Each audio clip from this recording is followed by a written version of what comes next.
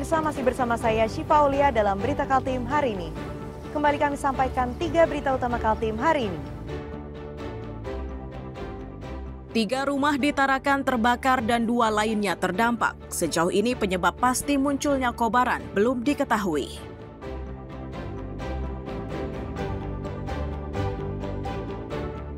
Banjir yang merendam rumah warga di Bengkuring dan Gunung Lingai, Samarinda belum juga surut.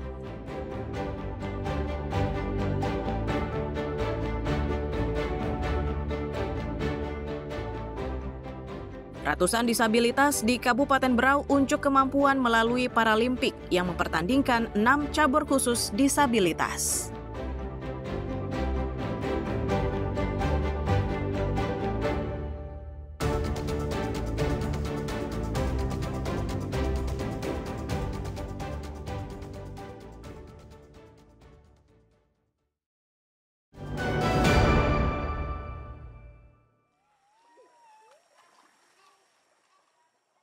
Banjir yang menggenangi permukiman warga di Bengkuring, Sempaja Timur, Samarinda ini belum juga surut hingga Minggu sore. Kondisi ini menyebabkan sebagian warga kesulitan beraktivitas dan sebagian lainnya terpaksa menggunakan alat seadanya untuk tidur dan menghindar dari genangan air. Kepala Pelaksana Badan Penanggulangan Bencana Daerah menyatakan, banjir yang mulai terjadi Jumat pagi lalu itu debitnya belum menurun. Kondisinya tidak berubah meskipun luapan air dari bendungan Benanga sudah menyusut. Dampak dari banjir yang terjadi menyebabkan ratusan rumah di Sempaja Timur dan Gunung Lingai masih terendam.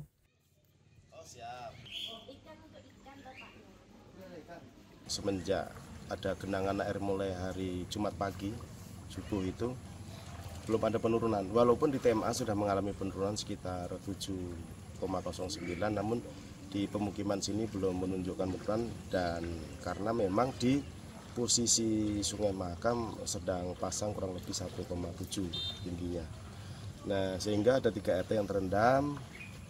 Di Gunung Lingai itu ada 5 RT dengan totalnya di Bengkuring ini ada sekitar 255 bangunan dengan jumlah kakaknya 281 dan jiwanya 990.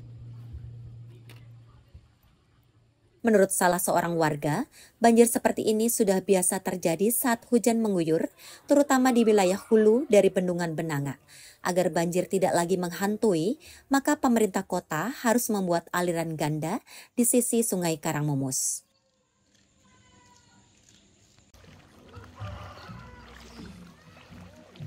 Jadi menurut kami, solusi yang efektif adalah membuat double aliran, artinya harus ada pengalihan aliran tidak tunggal, tetapi ada sodetan atau pengalihan aliran sebelum dari kita arah hulu ke hilir, itu di atasnya Waduk Benanga, itu dialirkan air Sungai Karangmumus disobek, dibikin dua aliran menuju ke laut ke arah Muara Badak.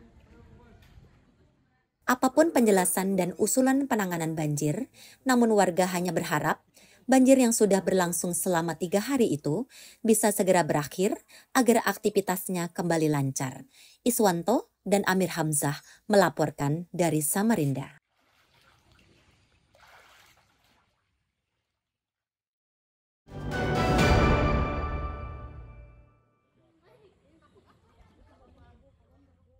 Tim medis di Samarinda Senin siang diterjunkan untuk mendatangi rumah-rumah warga korban banjir di Bengkuring, Samarinda Utara. Langkah tersebut dilakukan guna melihat kondisi kesehatan warga yang sebagian besar memilih bertahan di rumahnya masing-masing. Dari kunjungan ini didapati sejumlah warga yang mengalami gangguan kesehatan, baik pada orang dewasa maupun anak-anak. Khusus untuk orang dewasa, penyakit yang dialami beragam, mulai dari sesak napas, gatal-gatal, batuk hingga demam.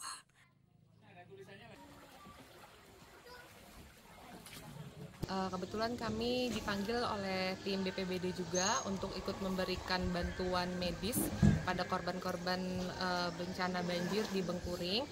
Tadi ada beberapa pasien yang sudah kita periksa. Untuk kasus terbanyak adalah batuk dan pilek seperti itu. Lalu juga ada kasus-kasus penyakit kronis karena usia, contohnya seperti penyakit jantung, lalu juga ada penyakit asma seperti itu. Anak-anak juga terkena batuk pilek ya, mungkin karena cuaca yang tidak menentu juga, dan juga karena banjir, jadi adanya infeksi virus seperti itu.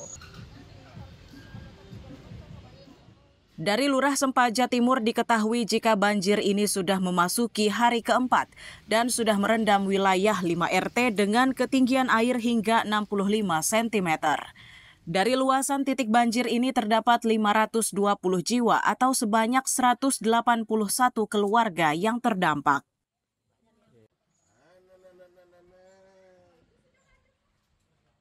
Untuk ketinggian air sendiri itu antara 30 sampai 65 cm.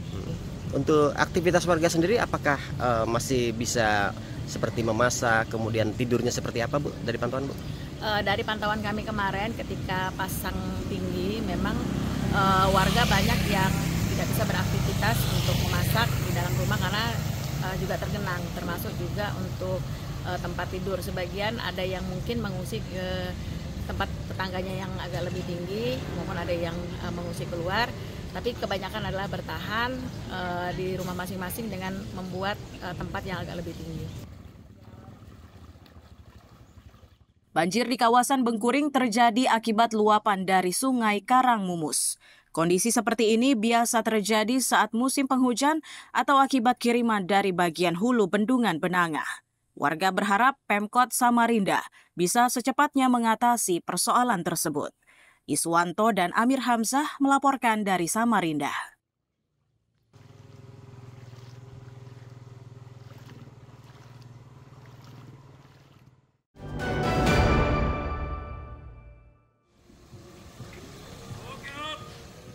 Bahan makanan yang diangkut dengan menggunakan mobil kabin ganda inilah yang segera dimasak di dapur umum.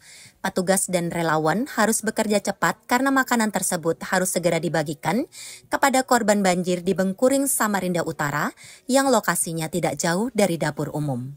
Sesuai rencana, dapur umum ini akan beroperasi selama 3 hari.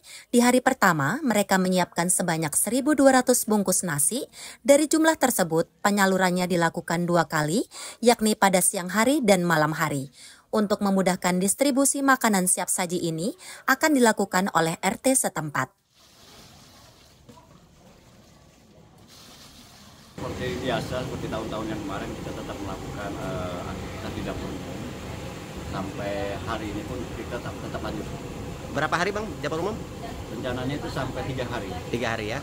Untuk kebutuhan warga sendiri berapa banyak yang disiapkan oleh dapur umum? Sementara kita hari ini masak itu sampai 600 bungkus. Itu nanti 2 kali. 2 kali. Berarti per 300? Per 600. Per 600. Berarti total sehari 1.200. 1.200 ya. Nah, untuk distribusi sendiri apakah langsung kepada warga atau melalui PRT nantinya Bang? Nanti biasa dikoordinir dengan Pak RT-nya, kita panggil ke sini, Pak RT yang membagikan. Dapur umum yang dikelola oleh relawan dan petugas gabungan akan selalu didirikan ketika terjadi banjir atau bencana lainnya di wilayah Samarinda. Sementara, bahan pokoknya berasal dari pemerintah kota dan donasi warga. Iswanto dan Amir Hamzah melaporkan dari Samarinda.